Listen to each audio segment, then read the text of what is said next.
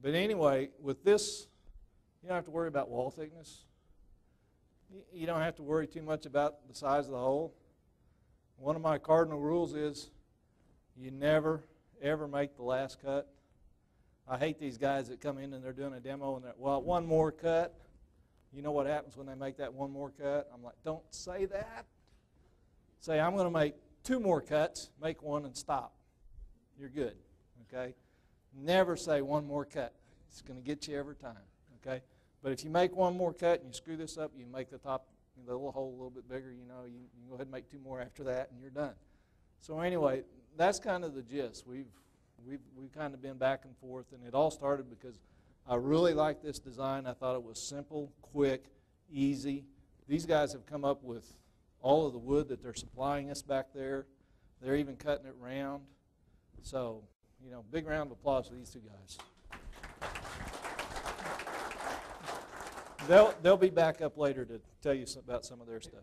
There were a lot of butts in here. Came up, maybe 2 butts of the joke, sit down now. Yes. It's hot in here.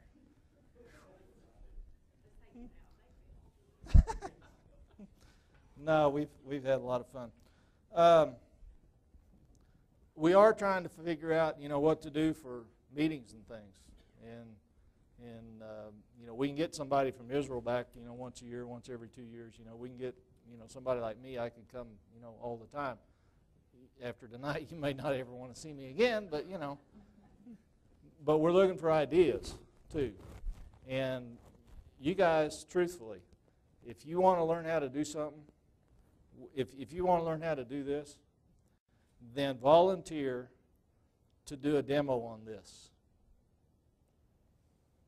I guarantee you, you will learn how to do it before you get up here, okay? And so don't say, well, I've never, you know, I taught school. I'm used to being in front of people. Don't take that as, well, I'm afraid I'll get up here and stammer and whatever. Well, you might the first time, but you'll get better. So we're all asking you to come up with ideas that maybe you would like to present, okay? How many of you harvest your own wood? Go out and cut a tree down or cut wood or whatever. How many of you would like more information on that subject? See, there's a demo right there. There's a lot of hands that went up on how to harvest wood, how to cut it, okay? I've got a piece of wood here that I got, a piece of ash. I went to physical therapy on my arm. The guy that was doing physical therapy, we got to talking because I had a woodturner shirt on. And he was cutting an ash. He was having an ash tree cut down as we were working on my arm. So I immediately went home, got in the truck, went back to his house, found where he lived. You know, my truck was like this as I was going home.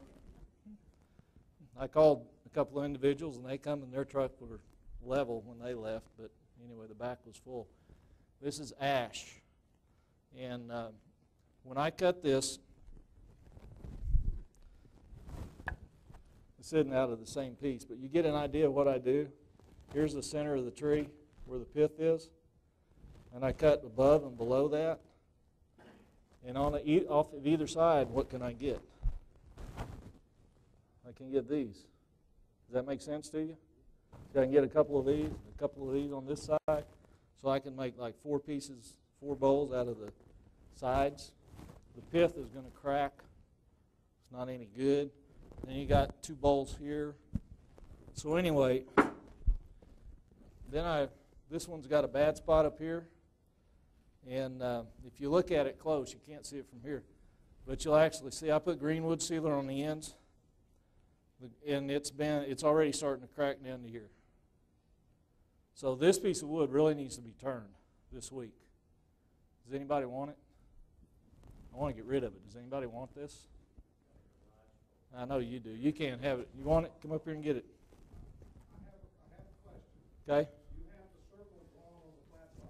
Right.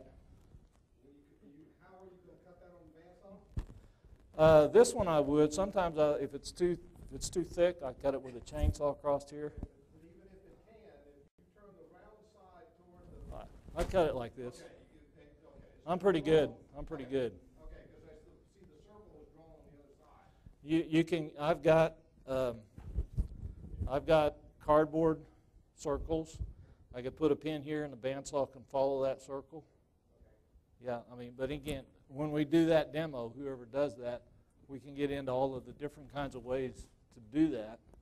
Anyway, and there's a date and what it is on there. So anyway,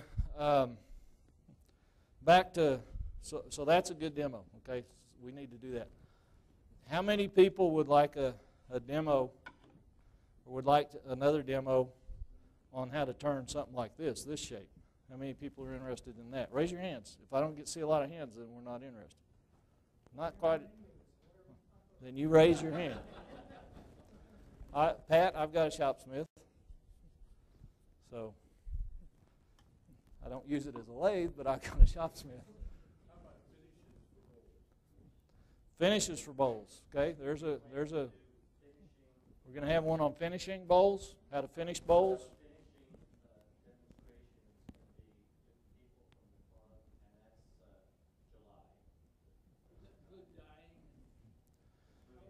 Finishing, include dyeing, and so we're going to talk a little bit about some of that stuff tonight. Okay, this is a kind of get your juices flowing type thing tonight. Okay, yep. I'm in the market for a vacuum. A vacuum chuck, lathe, yeah. There's a lot out there, and when you're neophytic to start with, it's good if someone teaches you or shows you what to or not to look for in the vacuum system. This is going to be an open shop at my place in November 19th. May 19th of this month, and at that demo, John and Peter Tax will demonstrate how to make and assemble vacuum trucks. I live in Roanoke, and anyway, anybody that wants to come and see me in Roanoke, you want to see what an upgrade for your shopsmith could be, I've got 3 lathes besides the shopsmith that I could show you. Yeah, one of them's too big. You guys wouldn't be interested in it. It's massive. But I have a little mini Vic Mark. I have a one-way 1224 with an extension, so I could turn spindle work and stuff like that. You know, narrow stuff, 12-inch, whatever. Anyway, it's a one-way. It's okay. And then I've got a VB36. So if you don't know what that is, that's okay. It's a biggin. It's they advertise it as quality never costs so little. That gives you any idea. Okay. Anyway, you're welcome. Anybody's welcome to come. I have a vacuum chuck. You know, if you want to come and see what my setup is, you're welcome to see that. You know, and all of these guys, if you ask them, everybody will open their shop up to you. So this is a very giving group. So, yes.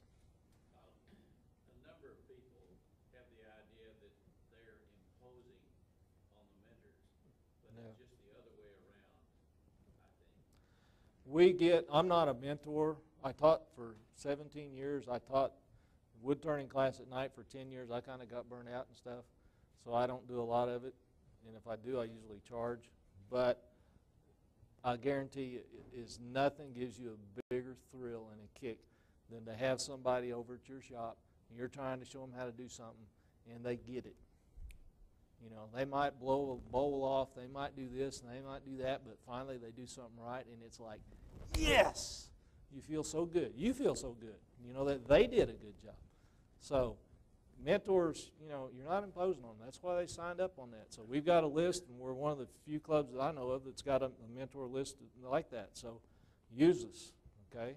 And even though I'm not on the list, you're welcome to, and I work during the day, you're welcome to call me and come in the evening. Oren, what size is your shop? I have a 3-car garage, and it's the third bay is my shop. So it's, you know, it's not huge. But it's set up for 2 lathes. Yeah. That's what it's set up for. That's the focus. The reason I asked you, naming off different machines you have, I wondered how crowded it was. Mine's crowded. Well, I mean, you know, I can move both cards out. Yeah. And I got rid of a 5-foot long by 40-inch long wide drafting table the other day, so I opened it up a little bit. You know, I've got a little bit more room. But everything I have is on wheels. That's another thing. You go to these shops, open shops, you get to see how other people arrange their shop, you know, and how they work in limited space. I know a guy in Broken Arrow, Oklahoma that's got a shop that's probably to here. And you wouldn't believe all the stuff he's got in there. He can't hardly move, but I mean, he does some really cool stuff. So, anyway. Okay? All right, we're going to get on with this demo. So you have these pieces of wood that are back there that everybody, that you're welcome. If you haven't gotten some, okay, Pat, especially, you know, go back there and pick up a piece of wood and turn these bowls. That wood is supposed to be turned and brought back to be given away. Okay, it's a donation for the Denton County Food Bank. Okay, so you know, if you get 6 of them and you turn 5, that's cool. You can keep one, you know, but whatever. But that's the general gist: is to bring them back. What are you rubbing on the lathe? Just wax, Johnson's paste wax. Yeah, just paste wax. Johnson's paste wax. Furniture wax. Because it's going to take a lot of shining to get the shops. Yeah. And you know how to oil it? You know how to oil it? No, we're leaving it that way. Do you have a owner's manual? Okay, well, anyway. I have a shopsmith, and I know how to take care of it. If you want to give me a call. It's got all of it. It's got the bands on it. Of course, I don't know what it's doing. Yeah. Separate too. I have a shopsmith, and I'll just talk to you later about it. Okay, just call me. All right. Anybody else? All right. So now we have those, and we're going to give them away. Well, at the Denton County Fair Arts and Jazz Festival thing the other day, they had blocks of wood that they brought out, John and whoever else, and they had holes drilled in them. I don't have a hole in this one, but they had holes drilled in theirs, and they would take a chuck. They take this chuck, put that in it. Okay, everybody knows screw centers. And that's how they attached theirs, with a screw center. Okay, if you don't have something like that, you can buy a dedicated screw center.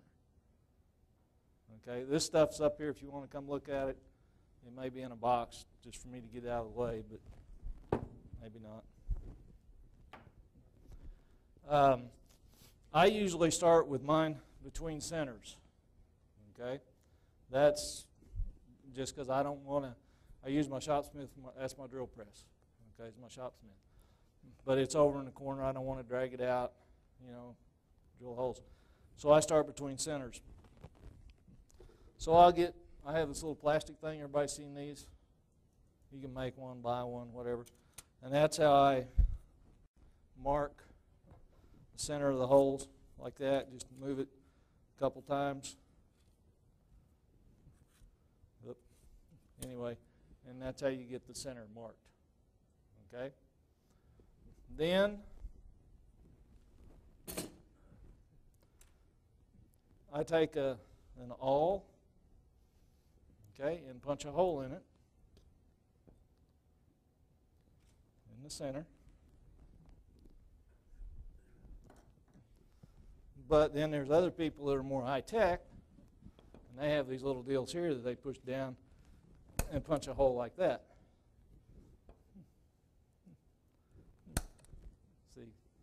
See, I cut out all the questions about, well, do you have, if you just bring it, okay, you know. Did you know you had on it? Yeah, I know. So anyway, that's how I did it, and I start between centers.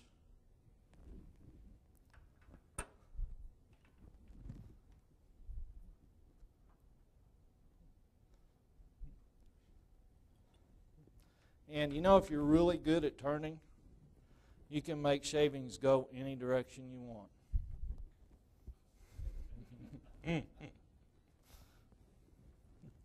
most people think that, a bowl's going to fly, it's going to fly off that way. I've had a big chunk of wood fly off the wall, and it just went there and stopped. I've never, but I've seen, where people come and get hit and whatever.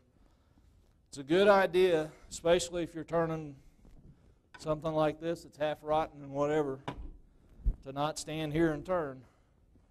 But, if you're starting out, you stand over here and turn. You stand over here and turn. You don't stand where something's going to break and fly apart. I've been in demonstrations at a national show where the guy's turning a plate and the plate split in half. And it went up. Didn't hurt anybody going up. Coming down, another story. Okay, somebody tried to catch it. Not smart. So, any questions so far? Like, what kind of wood is it?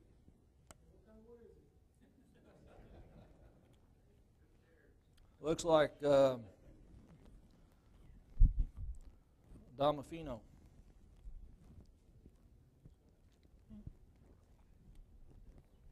It's on my dad's wood collection up there. It says, damn if I know.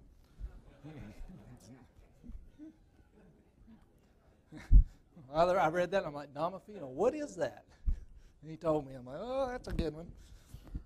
So anyway, with a preacher in the midst, I say that anyway. We've had mahogany, we've had maple, we've had alder. I think this is probably alder, from what little I know about different kinds of woods. What? And oak. Okay, I don't like oak. I don't like oak because it's very abrasive to the tools and the smell gets me. I don't turn much walnut because the odor gets me. I don't turn cedar. If I turn cedar, I have to strip naked before I go in the house because the stuff on my clothes, my wife just goes nuts. Okay, so I don't do much cedar. But I really like maple or birch or a light colored wood for this because then you can do all of the different things that you want. These guys that were up here earlier, they got off on the mahogany and they were doing, several different things to that. That's good. Oak, there's one tonight I think that's oak. That's decorated really cool and can only be done with a piece of oak. Okay? So you have to look at design opportunities. So anyway, I marked this thing, put it between centers, turn the lathe on, if I can figure this one out. And turn the speed up.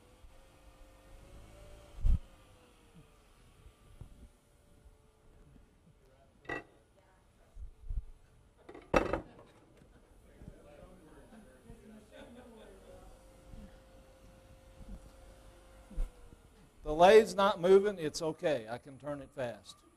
With a shopsmith, you'd have to go about like that, okay, because it'll go across this road, all right? But anyway, I used to make fun of my dad and his shopsmith till he said, if I bought you one, would you use it? Yeah, okay. So I don't, anyway. When I poke fun at shopsmith, I did that with my dad for a long time, and he bought me mine. I've had mine for a long time, and it's a great tool. But I usually turn things up relatively fast. If you don't understand that, then try to turn a piece that's turning really slow and your tool's doing that, bouncing back and forth, you can't get a cut. If you speed it up, feel the difference. Now I'm putting the flat part, I'm putting the same, I'm not cutting, I'm just putting it on there to show you how it bounces. And that's what happens. I don't know if you can see that, how much it's bouncing back and forth.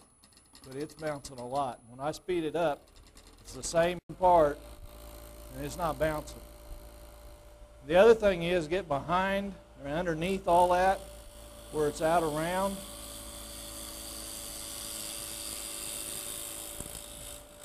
One piece around there and it's flat. Or it's round. Okay? What? Yeah, it does. The tools I'm using are nothing special. They've got like the David Ellsworth grind on them. I got his little grinding jig and whatever. sharpened with the white stone, probably 100 grit stone, whatever, nothing special about them. About the first two that I'm using anyway. Then I usually try to come in and just clean up a little bit on the edge. At least I'm going to do this so you can kind of see what I have to work with. So that's what I have thickness-wise, and that's the diameter I have. Okay, I know it's flat. I know it's flat because it's not bouncing up and down. Okay, and if there's a piece of tear out or something, that's okay. I'm going to change it. Then to do these shapes, I'm forgetting all my. I had some things to pass around. If you're interested, I think it's pretty self-explanatory what I was doing. But anyway, step 1 and 2 are here, and this piece of wood has a bad spot in it. Okay, and so because I'm going to turn the bottom part's more like 2/3, and then the top's like 1/3. I've determined that I'm going to do something like right there. That's going to be where the two sides come together. Does that make sense? All right, so if you want to pass that around.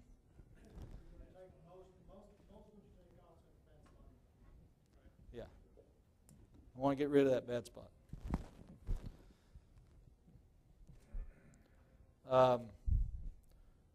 If you see a piece of wood, it's free wood, people. If there's a crack in it, throw it away. Okay?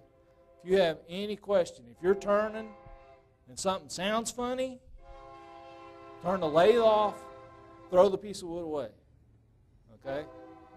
That piece of wood that I gave you, when you take it home and you cut it on the bandsaw, I cut it, and you know where the circle was. Let's say the circle was 12-inch circle, right? I'm going to cut like a 13-inch circle or a 12.5-inch circle, and then I'm going to come back and I'm going to cut closer to the line, and I'm going to take that little piece of wood, and I'm going to see if I can break it.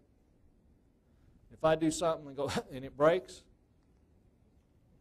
then I'm going to cut a smaller circle. Okay? Or if it's a rectangle and I've got the circle in the middle, and I've cut up here and it breaks, and I cut down here and it didn't break, I'm going to move the circle down. Because where it didn't break, still good, but this up here I've still got to keep getting rid of. Anyway, do not turn. That's the pictures you see with guys with black eyes and cut faces and trips to the hospital. Don't turn junky wood. It's not worth it. Okay? So anyway, once I've done that, because of the way that I'm going to turn this, I'm going to go ahead and turn a spigot on this end. Okay? The bowls that they were doing at the Jazz deal,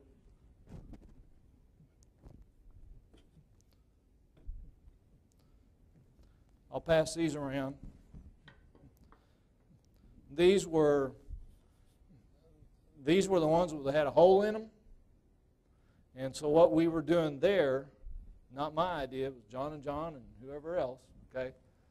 They were turning a shape on the bottom, so it's a wobbly bowl. It doesn't have a flat spot, okay? It's a wobbly bowl. All of these bowls are wobbly bowls, okay? And so what they were doing was they had a hole in here, and I'm going to turn a spigot to turn it around in a chuck. What they were doing is they were turning this, finishing it, sanding it, it's done. Then they would turn it around and put it up on a vacuum chuck, okay? But because a lot of us don't have vacuum chucks, and I don't have a vacuum chuck here tonight, I'm going to do it kind of the conventional way. But if you have a vacuum chuck, then that's a cool way to do it. Then they were turning that shape. And then, I don't know, they'd been off somewhere drinking something. I don't know what they were drinking, but they came back and they moved a little bit. I call that stupid and idiots, but anyway. And they offset it on a vacuum chuck. Okay? And did some really cool stuff. Okay? So that's what these are. I'll pass these around and let you look at them. They had a screw center. They were turned with and finished on the bottom. Turned back around into a vacuum chuck. Then the outside and the hole sanded, and they're done. So that's basically 2 steps. I'm going to have like 3 steps. Okay? That makes sense? Because I'm going to turn a chuck, place to hold it. I've got to turn around. I'm going to turn the inside. And I've got to turn back around to finish the bottom. And that's how most of us did. Well, not if you're really, really old, you didn't do that. You put it on a faceplate with 3 screw holes and you put felt on the bottom. But nobody does that anymore. So anyway, that's the next 2 steps, what I'm going to be doing. So just so you can kind of get an idea, maybe see where I'm going to go. I'll say something like that. Somewhere in there, that's going to where I'm going to put it.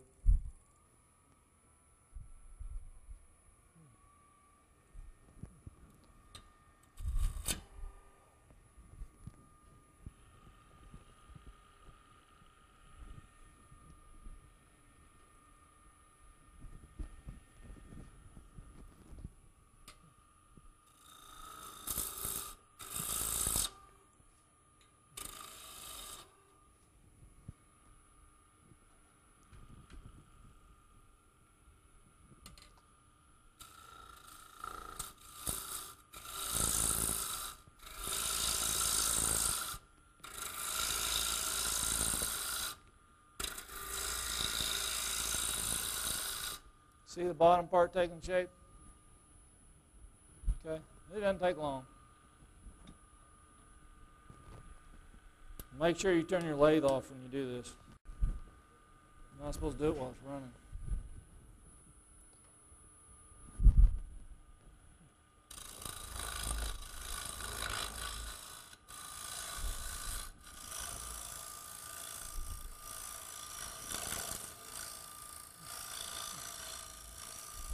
See the top take shape? Okay. And, you know, tonight's not really a night to demonstrate a lot about being a purist and how you turn. I don't care how you get the material off. Okay. You can scrape it, you know, whatever. Don't use a roughing out gouge. That's for spindle stuff. But, you know, that's a 60-degree tool. This is a 50-degree tool.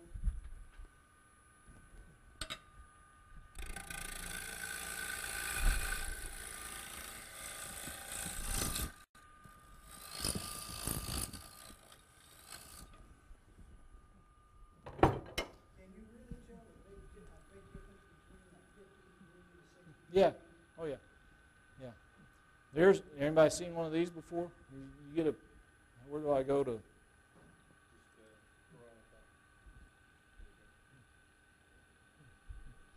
Anyway, what that is that's like 90 degrees straight. That's the old conventional. Stick it in the grinder, hold it up to the grinder, and do this. Sharpen it. Okay. Nobody does that anymore, right? I've got one here. Pass that around and look at the inside where the grain is torn. Okay, that was put in with this tool. That can be fixed with this tool. Can't be fixed with that tool, but it can be fixed with this tool. Okay? What I think is really neat is to be able to pick up any tool and use it. And so what that means is you have to understand how it's ground, where the bevel is, how to hold it, you know. And anyone, you can turn this bolt with any of these tools. Okay? Some will tear the grain out. Some will give you a better finish. Some will take it off faster. Some, you're going to have to hold them at different angles and stuff. Okay? But where we make a big mistake, or where we make a costly mistake, is we go to these guys who come in to do demonstrations. Okay? And why are they doing demonstrations? They want to make money. Professional turners, they do it because they're good at it and they enjoy it. They got to pay the bills, guys. They want money. That's why you don't go for one of those for $20 and you get a day's worth. You know, it's going to cost you $100 or $200 or whatever. And what do they peddle? Tools. And every one of them has got a different grind on their tool. So what happens is you go to a David Ellsworth demonstration and you buy his jig and you learn how to grind his tool, and then you go to a John Jordan. What is he going to tell you to do? He's going to have you regrind that whole tool down. I mean, it's like you got to be real careful because your tools disappear real quick. Or you got to go buy a new tool before you go to each demo because they're going to regrind it for you. Okay, I'm serious. Okay, because every one of them, their tool is the tool. It's not. It's how you learn how to use it. Now, true, you may prefer one over the other, okay? But be careful about how much money you spend trying to figure that out. Again, you can come to my house. I've got all different kinds of grinds. I'll let you play with them, you know, and see which ones you think work. So anyway, I usually take the one that's a little more pointed here. This one, it's a little more pointed. That's the 50-degree one. That's the one I turn the toy cars with. And I'm not a keen person on magnets because you put your tool on a magnet, what do you do to your tool? You come over here and what happens? So I'm not real big on magnets. Are good for, you know, holding this kind of stuff and whatever, but I don't like the bars that hold tools. I don't think that's a good idea. So I'll come in here and I'll set what I think is going to be the size that's going to hold in this chuck. And I have a piece of wood. I forgot to bring it. You never remember everything. But I've got a piece of wood that's a little piece of 1/4-inch plywood, and it's got a circle cut out in it, you know, and that kind of tells me the size. And, you know, I'm just going to eyeball that, and I think it'll fit. So anyway, I do that. So the bottom's going to be down there. So now I'm going to come up here, and basically all I'm going to do is kind of try to smooth this up. And if I want to get it smoother, I can hold it up here and do more of a shear type cut to it. If you could see the back side, you could see the different kind of shavings that are coming. You know, if you can't do anything else, you can come down here and you can scrape it. That's not the best way to do it, but we're going to sand it, okay? So, you know, it's not that big of a deal. But I'm going to do that bottom shape.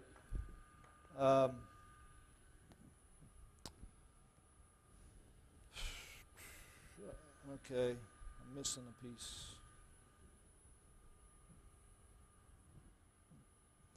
I'm going to pass around a couple other pieces. I asked guys to turn some shapes out of these pieces, and these are some shapes that were turned by other people, not me. And their initials or names are on the back of them. And this is just a real simple little shape, and looks like it's been burnt. This one has been carved. Okay, so while I'm doing the demo, I want you to keep you kind of occupied there. I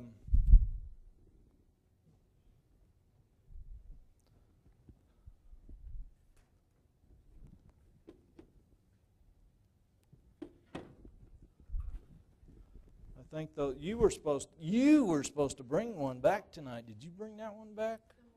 Yeah, the marbled one. You already supposed to be for tonight. I don't have a marbled one. Well, if you missed the marbled demo, you should have been here. She had a really cool piece. I'm holding this bowl here that's got a note on the inside. You notice the torn grain Right. Right. You're saying that's when you would use that, what I call a bottom feeder. Right. Yeah. The one that's just ground, the old guy. Right. So Right. we'll clean that. That'll clean that right up. Clean it right up. And you need to be careful. I was here I don't know, sometime in the last year there was a guy that came in, I don't remember who it was, and we all picked stuff up from other people, and he had picked something up from Trent Bosch, and he presented it to the group, and I cringed when I saw what he was doing, because it was basically that tool, but one side of it is ground back just a little bit, and it's for doing the inside and outside shear cuts. That will hurt you if you do not know what you're doing. That is only for an experienced turner to do, and he presented it to everybody, and I'm like, do not, man, if somebody goes home and tries that and don't know what they're going to do, they're going to go to the hospital. So you really need to understand how these tools work, okay? Because they will catch, okay? And that particular tool, if you stick it in there wrong, it will catch, okay? And it'll get you. This, you got to be careful of the corners. It's hard to kind of get it. It's hard to get it started sometimes, but once you get it started, it goes good. But you have to understand where it cuts. And if you stick that corner in there, yeah, stuff's going to happen. A piece of wood's going to go flying. Okay. But that's what I learned to turn with. Okay.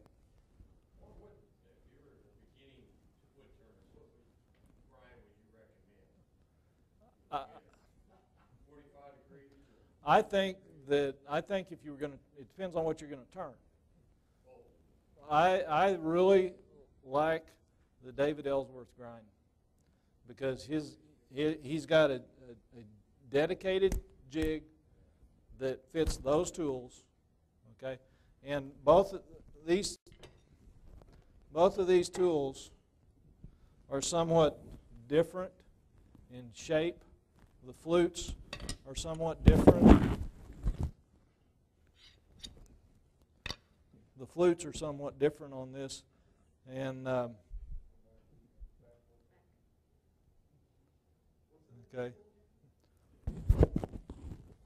The flutes and the shape of the metal, if you look at the ends, it's a little bit different. So if you come up here and you look at these, and you look at the bottom and whatever, you're going to see a subtle difference. They're both done with the same grinder and everything, but this one, it goes back further because this is open more. This one's deeper, and so they're different. So they're going to cut a little different, okay? But these type, this is what, a 1/2 inch, I guess, tool will fit in his jig, and his jig only fits that. You can't change it or whatever. You're always going to get this grind. So for a beginner, I think that's really a good way to do it. For a beginner, if you want to learn how a tool cuts, then learn how to sharpen your tool without a jig. I'm serious, okay? Yeah, it's a signature thing for him. Yeah. David Ellsworth. Yeah, if you buy a David Ellsworth tool, you're going to get one tool. It's going to be like this. That's it. They may be Henry Taylor tools, okay, but yeah. Again, call me up, bring all your tools over, we'll grind them. I'll show you what you got to do with them. Yeah.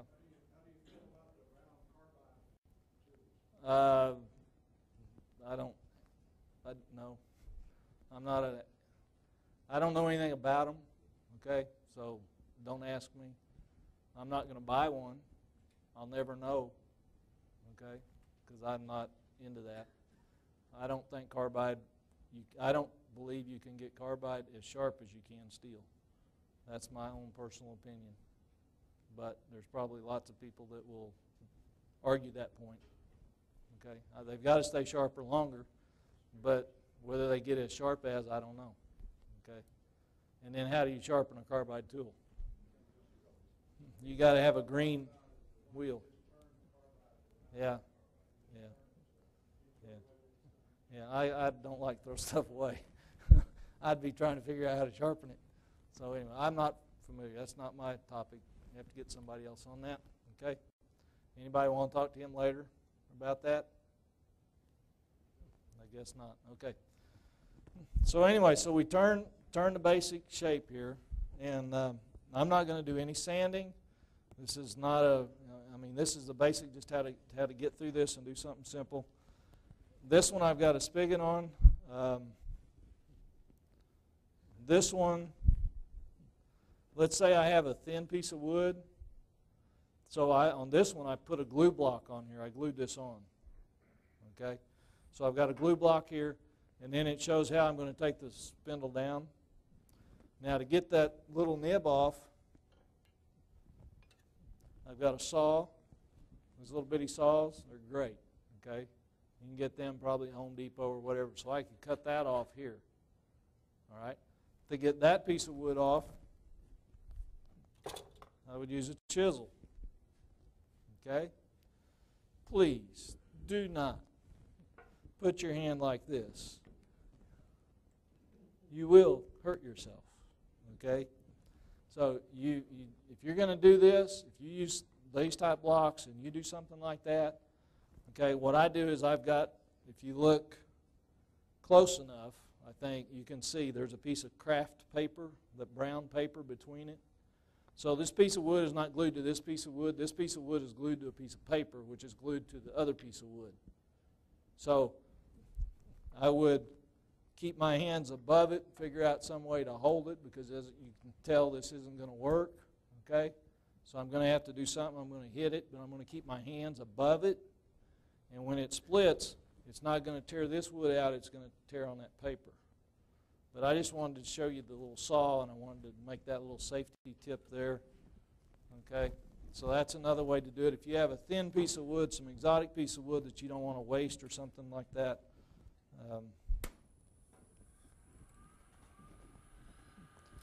I'm not going to worry too much about the top shape. I kind of like that. I'm going to come in here and change the bottom shape. I could leave this flat. For some unknown reason, if there's something I wanted to do here, I could leave that flat. I could turn a bead there. I could cut a V there. I could burn that. I could leave it flat, and then after it's done, I could come off and I could put grooves all the way around it. I could wood burn it. I could what? Everybody here could come up with a different thing you would do to that outside rim if you wanted to leave it that way, right? Okay? So, anyway, smooth that up. I'm going to say that's good because of the time factor. That's good. I would sand it a little bit. I would sand it. I would make sure I sanded everywhere I've got a line. I would sand from there up pretty good. All the way to, say, 220. Okay? Then I would turn around, put it in my chuck.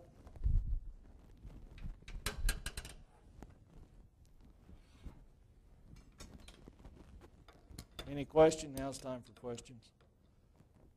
Is this going to work or not? There we go. It's tough to use a lathe you're not familiar with.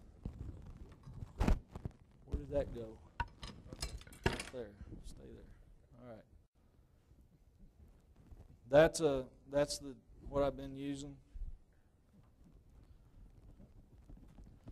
And this side is just a normal one. I've got that point that's on this too. Same deal. Brought another little gizmo. If you ever want to turn the chuck around on this end, they make an adapter that fits on here, that your chuck fits on, that fits in here. So that's kind of a cool little deal. Okay, if you're not familiar with, you can buy that adapter.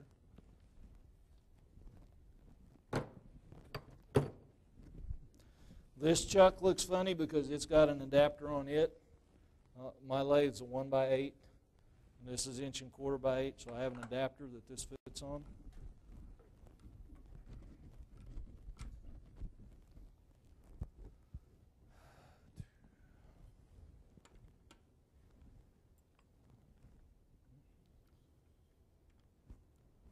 Who hates what?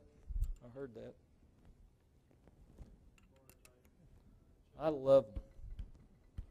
I love it. I just do. Works for me. So anyway, at this point, if it's not round,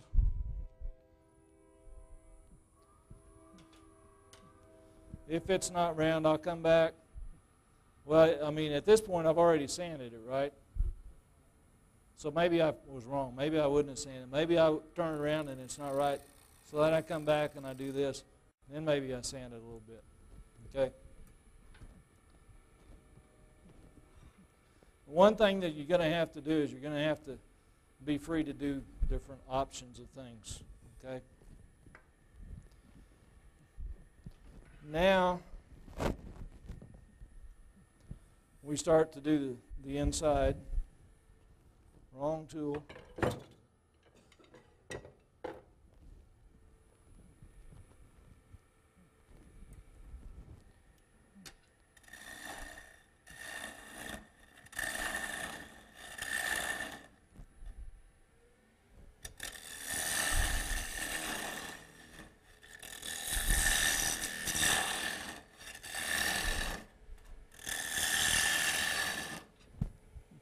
So we do the inside.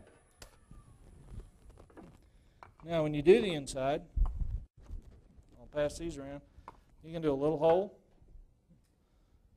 Do you like that shape? I would say no. You can do a big hole. Do you like that shape? I would say no. Okay? But you can do that. Okay? If you start out here and you keep screwing up, you end up with this. You live with it.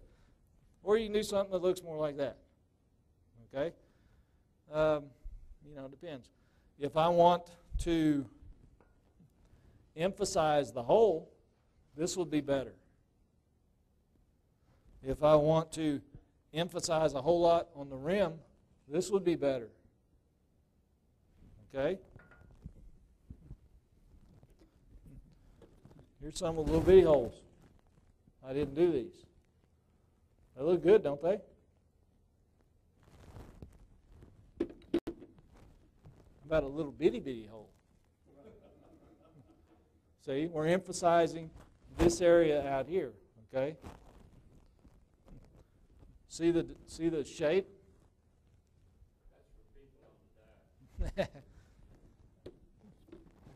See the shape? More of an OG shape. Okay? So what you do here kind of might depend on what you plan on doing next with it. Okay?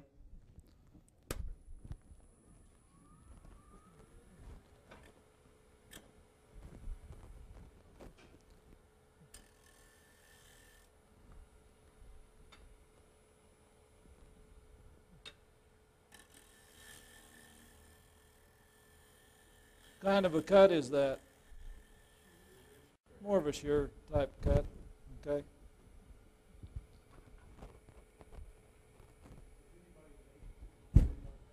Do what? It's just how you grind it.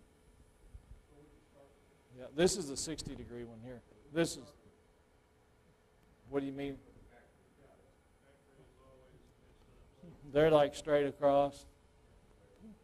You always come up with what kind of a grinder do I need, and what kind of, somebody came up here earlier and they're like, man, your tool's sharp. And I told them I used, 100 grit, and they're like, you got to be kidding. That looks way too sharp for 100 grit. You talk to somebody that comes from England, they use like 40 grit and 80 grit. That's it. That's what's on their wheels. Everybody in the United States, we use higher grits, okay? Some people hone their tools. I don't do that either, okay, for the most part. You need a grinder. I love to spend your money. You need a grinder that's got a really, if you're a beginner, a grinder that's got a really rough grinding wheel so you can grind a lot of material off really fast, because you got to change the shape of the tools a lot. Okay? Then you need something more in line 80 or 100 grit to do your shaping and whatnot, okay? Unless you're one of these John and John guys that have lots of money and then they go out and buy a $400 grinding wheel to put on their grinder, and I don't know what, they're like $200 a pop. Are they $200 for those wheels? $200, there's like 2 grits, right? So they've got like $400 worth of wheels on a $100 grinder, okay? But no, I'm serious. It's great, okay? It's great, okay? And but starting out, that's a little steep. So starting out, the grinder, what are they, 120? Yeah, Woodcraft. Okay, less than $100 at Woodcraft. They got the white wheels on them, good grinder. That's where you start. Okay, that's where you start. 8-inch, yeah, 8-inch. Don't get a 6-inch. Slow speed grinder, 8-inch slow speed grinder. Okay, so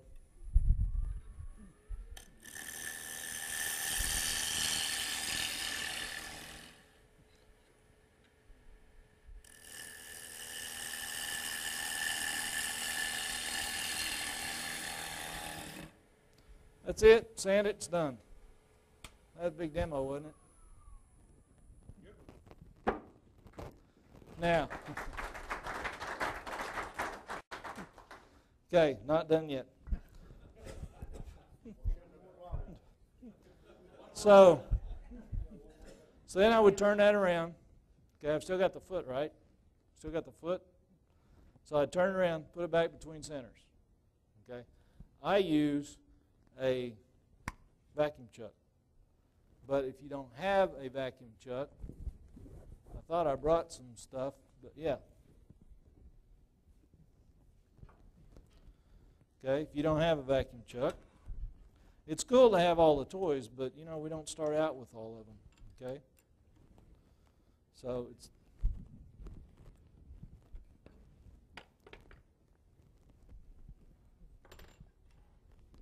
neater to figure out a way to, some of you guys are real mechanical and you come up with all kinds of stuff. Some of you have machine lathes, you turn all your own apparatus and stuff, and that's cool.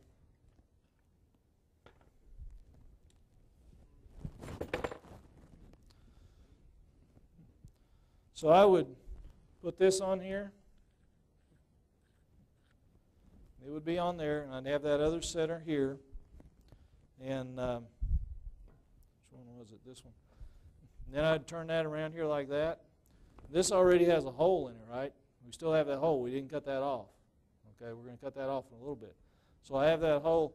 That sets up against what it was originally. This originally was inside here, right? So it's going to fit perfect.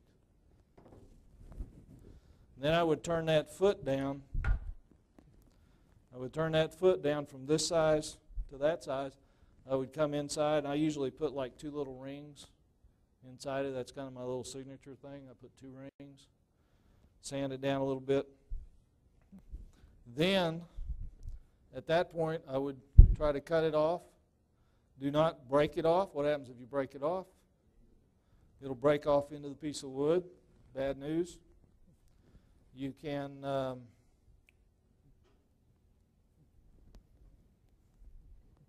I have a little carving tool here that I can nib away at it with a carving tool. That's kind of cool. Have a Dremel. That's another way to get rid of it with a Dremel tool. All different kinds of cutters. I just happen to have a round one on here. It's kind of rough. You can pass that one around.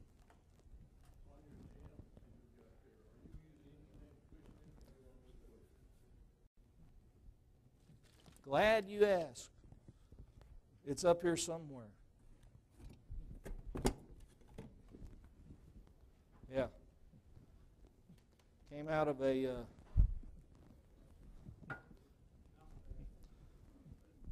mouse pad. Oh, don't throw them away. Mouse pads are great. Okay? So, okay. What brand of mouse pad was that? Okay?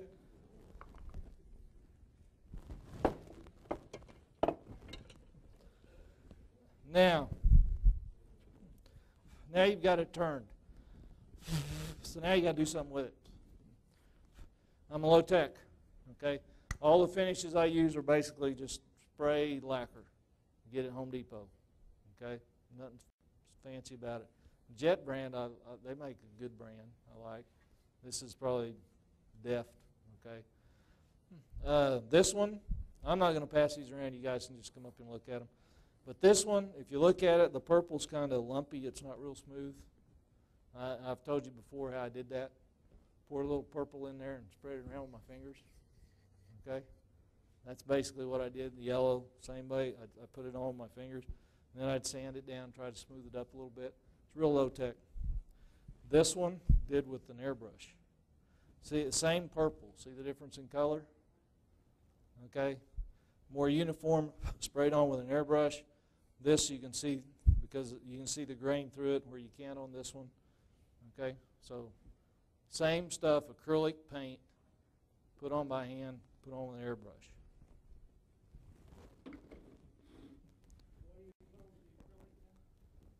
I spray lacquer. Yeah. This one, if you look at it, is real beat up on the top. Okay? That is this tool. See if it'll work.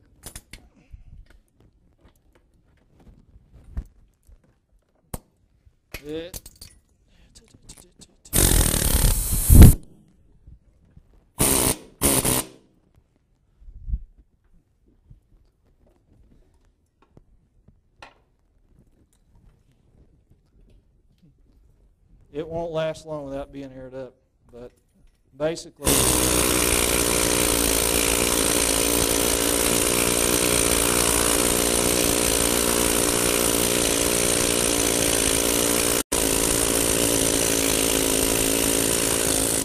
see, it's already out of air.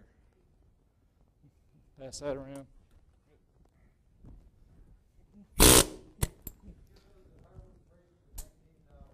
Okay, Harbor Freight, $19. Everybody knows there's a new Harbor Freight in Denton. Oh, really? No, where at? Right up where the old Kroger used to be on the hill above the loop, right at the beginning of the loop at 35. Cool. CJ's, behind Jason's Deli. Oh, okay, cool. Chinese restaurant and the workout.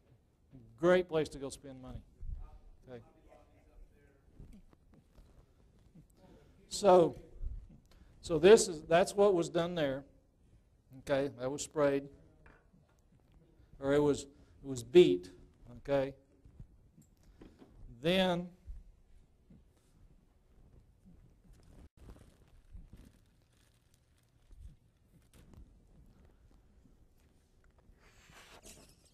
Breast Awareness Week, or whatever. Anyway, got a pink balloon. So I take this and, okay, here. I tried to bring everything, okay? Don't mess with me, buddy.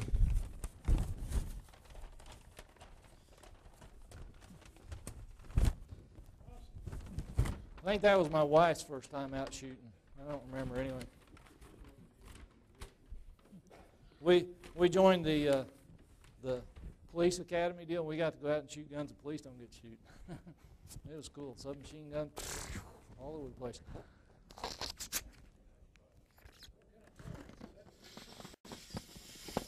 But anyway, so then I would take and blow up something like that and take whatever color I wanted to spray, mash that down in there. Probably wear gloves if you don't want it all over your hands.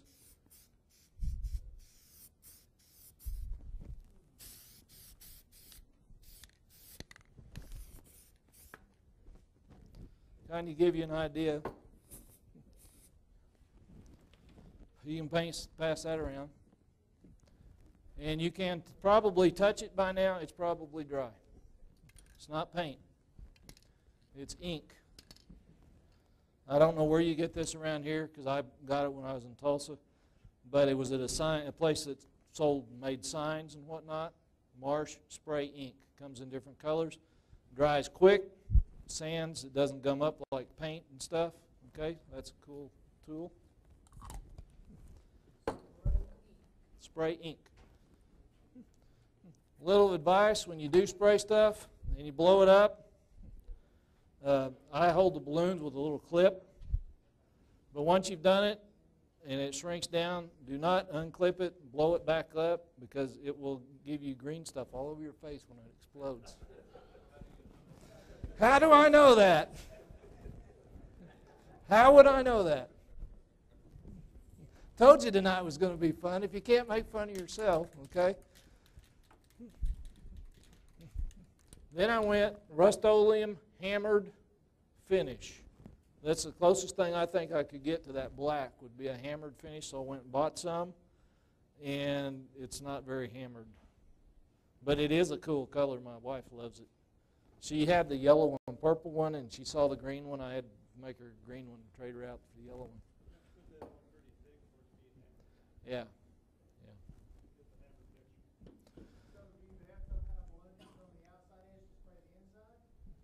We'll let some other guys tell about how they do that. Here's plain mahogany. Here's one dyed red. Okay? I like to leave a portion of it the natural color, whether it be the bottom, whether it be the inside, just mine. Piece of mahogany. I retired from school teaching before I went back into my second career. And I had 5 months off, and I did a few bowls like this. They were bowls like, normal bowl, but the outside had this kind of a shape to it. And what I would do was take ink and just draw lines all over it with ink. And then I would take colored pencils.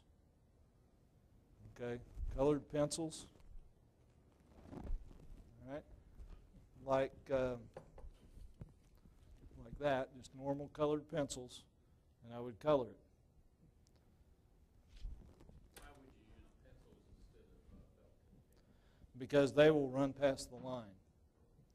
So you basically got you've got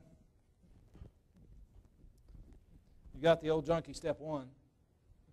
You got something I thought I'd do a little different with, something I thought I'd add a little color to, and now one from the Denton Jazz Festival with a rolly bottom. That's the next one.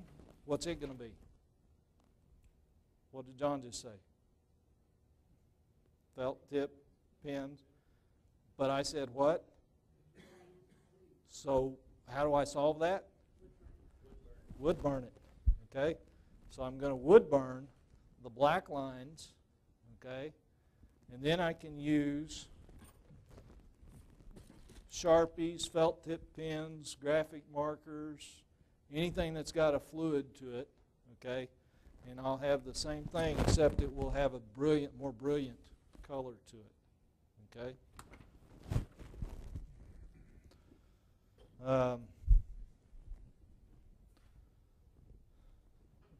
Scratch all.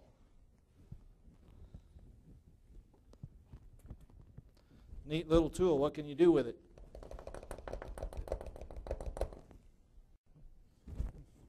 If you look at the inside of this, I colored it, and then I took a scratch awl and punched a bunch of little bitty holes in them. Not that hard, not that deep, but they were more like, okay. But it gave it a texture with an awl. You can come up here and look later. Okay. We might move some of these. I don't know. It's kind of crowded to come up here, and I know everybody wants to see them. But yeah. So anyway, because I would like you to come and look at all this stuff. John and John, your turn. John, come up here. Yes.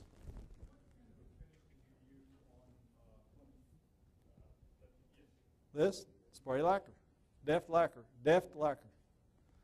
A lot of times I'll spray gloss to start with, okay? And then, which is a more durable finish? Let me ask you this. Which is a more durable finish, gloss or semi-gloss? Gloss.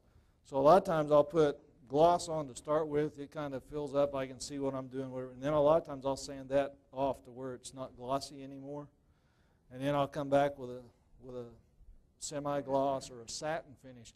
Because you'll see, I really like this. It's not glossy. If this was glossy, I wouldn't like it. Again, it's personal preference, but I wouldn't like it. On the other hand, this one needed to be glossy. And so will this one. Okay? So when I go to Home Depot, I buy like one of each one, because I'm going to spur of the moment whatever I want to finish with. Okay? These guys have got some really cool stuff that they've done and some dyes that they want to talk about.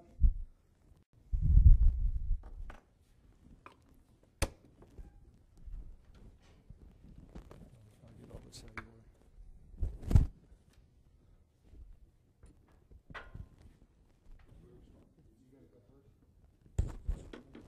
Do you want? Yeah, you want to.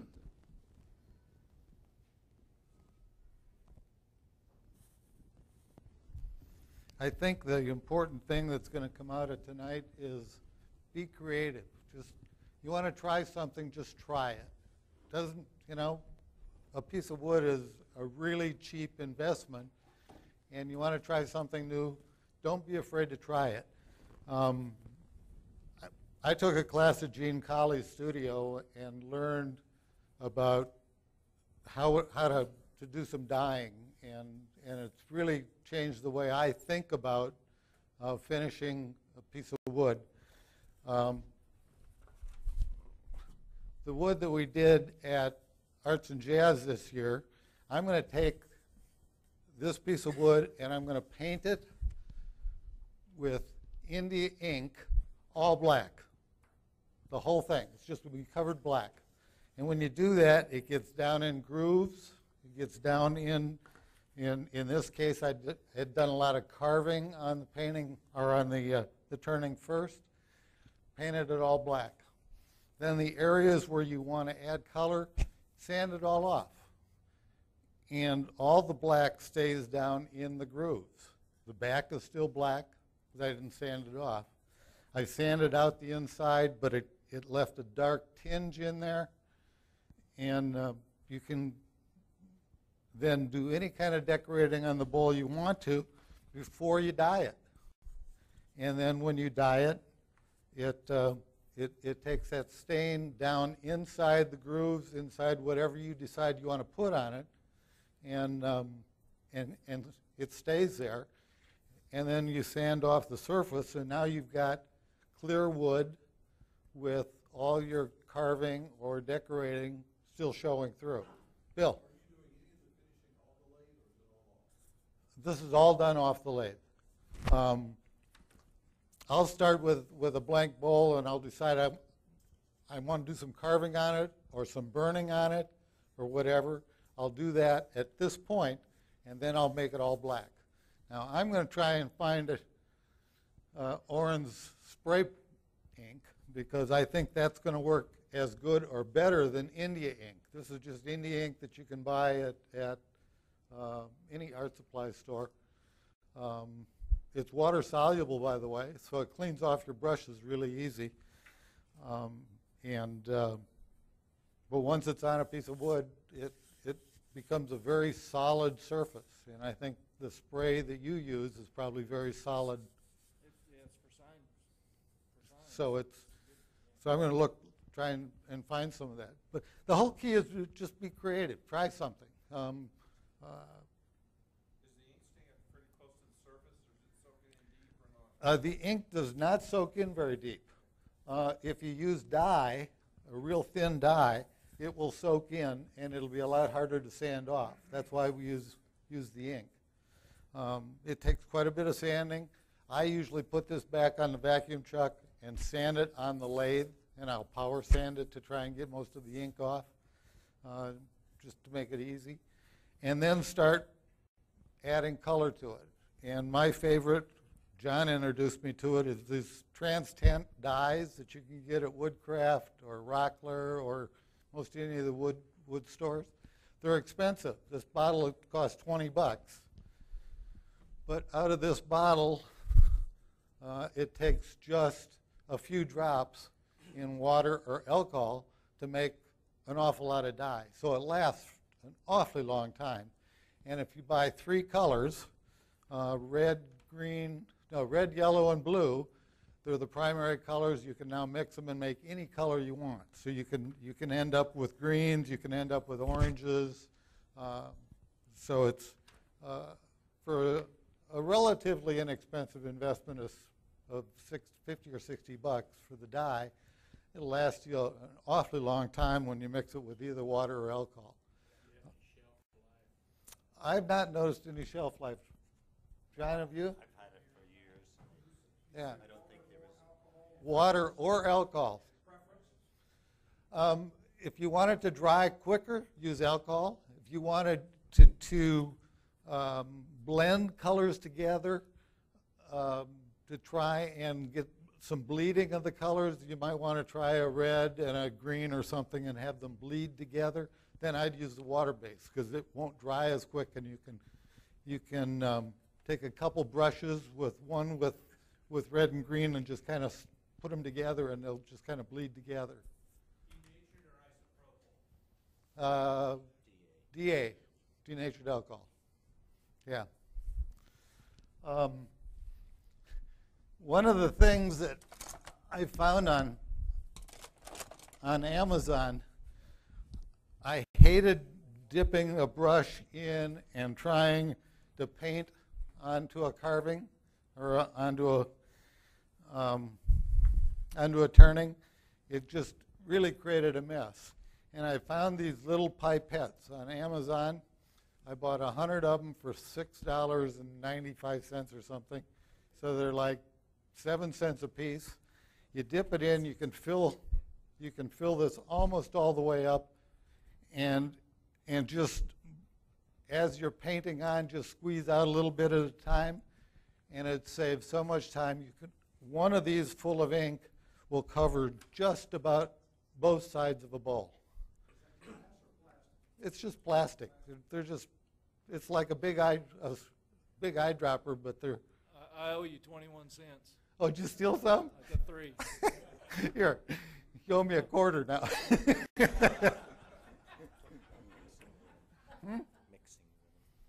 How great it is to mix. Oh yeah, it's great for mixing colors because you can either. What I did when I mixed up the trans tint is I squeezed out a bunch into those pipettes, and you're not sitting here pouring. You can measure it out. If you buy fruit in cups at the grocery store, save the cups. They're great for mixing your colors together. And any questions? If you haven't learned anything else, remember, cups and what else? Pipettes. Okay, but what's the other biggie that you don't throw away? Mouse pads. Pipettes are also good for loading your airbrush. Oh, they're great for everything. Yeah, and they're so cheap, and you get them mixed up. He'll throw them away after he uses them a couple times. So you don't mind throwing 7 cents away, but and they're a lot cheaper than pipettes. And they're here, pass these around. Oh, it breaks my heart. That's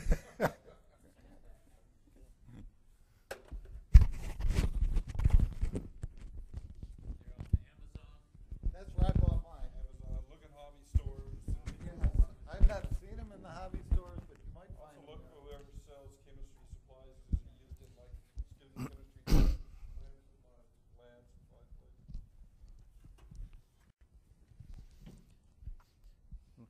Prior to John's taking the class, and boy, I was a great beneficiary of that because both John and Peter Tax took it, and I've been picking their brains, and it's really an inexpensive way to go.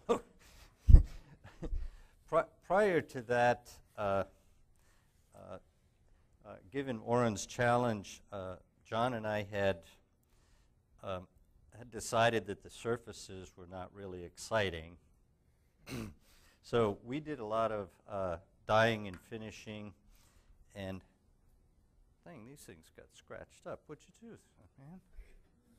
That was a perfect finish.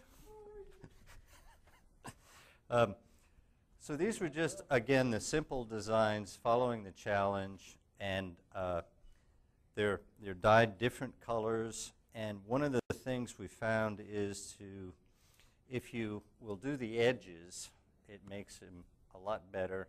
And that's just a Sharpie. And also cut a little point in here, put the Sharpie in there, and these are gold leafed in the center. And that just makes them more striking. And we played around with all different colors and shapes. Those are a couple of mine, and a couple that John did. Yeah. And just to, excuse me?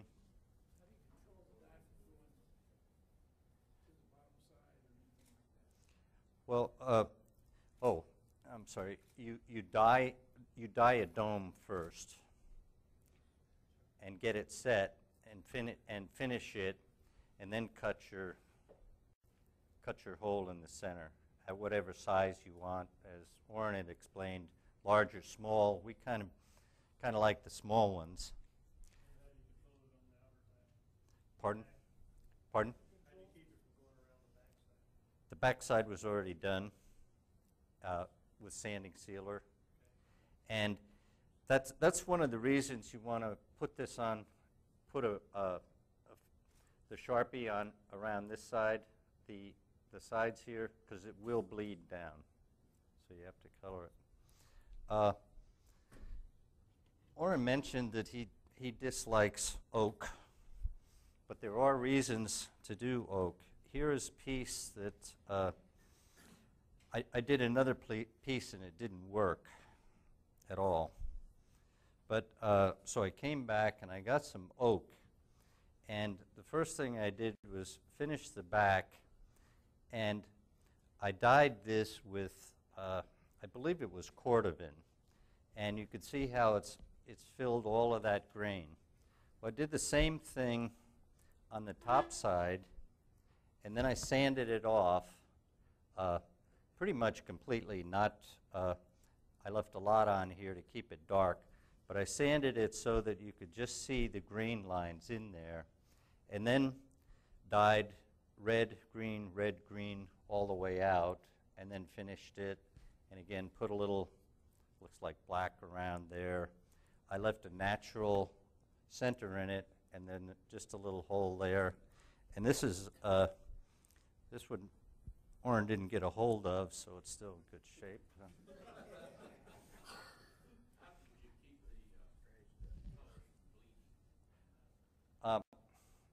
Actually, first John and I were playing with that, and we kept spraying it with Deft, and we'd made a little, I'd set up a little spray booth kind of a thing, and we kept getting it, it kept matting on us. And so I tried, experimented just using water-based polyacrylic and put it on fast. Put a coat on fast. Don't brush it. I mean, don't brush it out. Just put her on there. Let it dry, and then I put it on with Q-tips in between, and tried to make the center, the centers a tad darker as they came out, as well as one can. And the last one, I was playing around, and I think this is an idea of a kind of a family thing. I made this one, and I asked my daughter, who lives just two houses down. I had all the dyes out. I said, "Why don't you come on down?" And she came down with Thomas, the 3.5-year-old, and he ruined another thing with Sharpies, but that's what little guys do. And I said, make a starburst, and she made this. And so it's kind of a thing you could turn it and have your spouse play with it, or kids or something, so forth. And I think an interesting story now. Hold it right above the spindle. Right above the spindle. Horizontally. Oh. Underneath that camera. Did you get it? Okay. Back over there you go. Okay. Look here. Okay. Now you saw the pieces that I made and John made. This is a gal who has 6 kids, 4 of which are teenagers, and obviously you can tell what she's looking for in her life. What kind of spray on? Did you spray on finish on top, John? We had been using Deft, and it just takes a heck of a long time. If you put on multiple fine coats, you still have to rub it out. You just, it's spray paint. That's the name of the tune, as that guy said. I shouldn't be quoting him. Excuse me?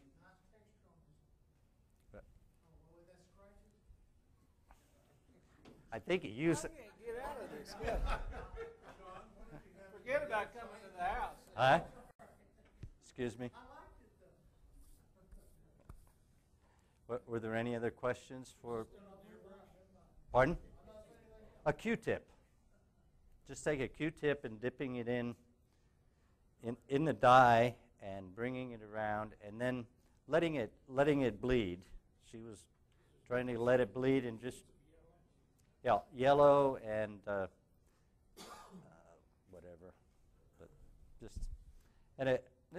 she had a lot of fun and creative and so forth. Any other questions for myself, John, or? See how much fun we had? The Three Musketeers. Here, picture. Got a picture.